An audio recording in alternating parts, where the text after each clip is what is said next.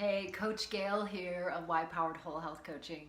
Wanting to wish everybody a happy new year and wanted to share a little perspective on the two biggest mistakes that most people make around this time of year. Everybody is enthusiastic, wanting to make big health changes, and it's understandable. Resolutions, not so common anymore, but I know a lot of people want to be healthier, and it's challenging because of the pandemic, gyms are still closed, people are being really careful with their health and trying to social distance, etc. A lot of people have gained weight because of stress eating and other challenges, but here's what is the same.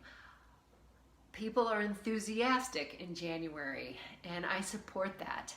But what happens is, for a lot of people, when they are really enthusiastic and want to make changes, they go off the deep end, or the high dive as I call it, with trying to make changes.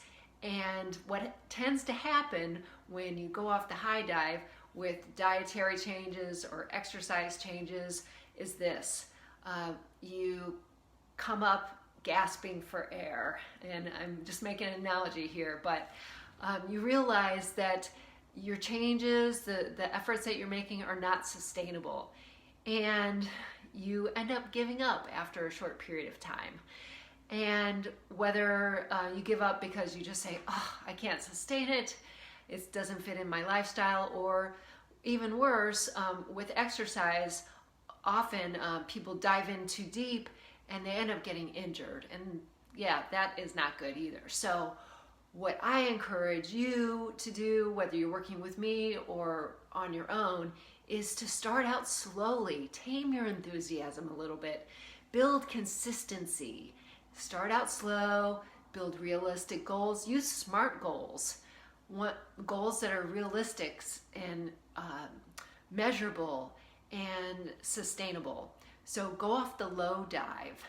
And the second biggest mistake that most people make all year long is not connecting to their why around making changes. So this is something that I work particularly with people around, and that's why my company is called Y-Powered Whole Health Coaching. I help people really dig deep and understand why they want to be healthier. And it may seem like a simple question on the surface, but when you really dig deep and understand and connect your desire for change to things that you really value, and you look at it bigger than, oh, I just want to wear a smaller clothing size, or I want to weigh a certain number, lower on the scale, and you make it a bigger picture thing and connect it to your values and develop, really connect deeply and develop a Y-powered mantra, for example, and really understand it and own it. It is transformational. I have been doing this work for 7 years now, and I've helped more than a dozen women shed more than 50 pounds and keep that off without diet gimmicks, anything extreme, without shooting on themselves, without counting calories or anything crazy.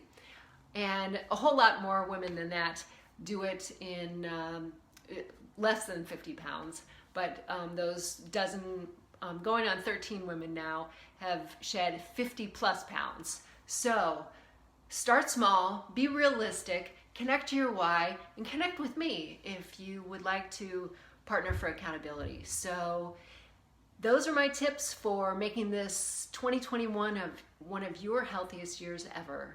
Take good care of you and check back and make this a super, super healthy, sustainable year. Take good care. Bye now.